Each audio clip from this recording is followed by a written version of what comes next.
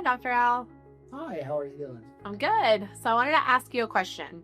When do you need a crown versus a filling? Can you please explain to us? Absolutely. So, there's a lot of different variables into what qualifies as needing a crown versus a filling.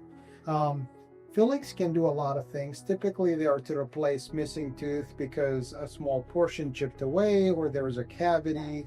Now, when does that transition into needing a crown? If more than half of your chewing surface on a tooth is gone or has a cavity or an old filling and there's something else going on with the tooth, then typically that tooth will need a crown.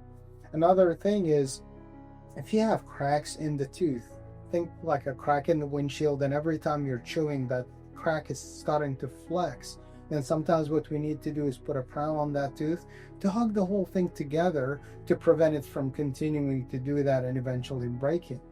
Also, especially back teeth after root canals, what can happen is they kind of get a little brittle and they can break.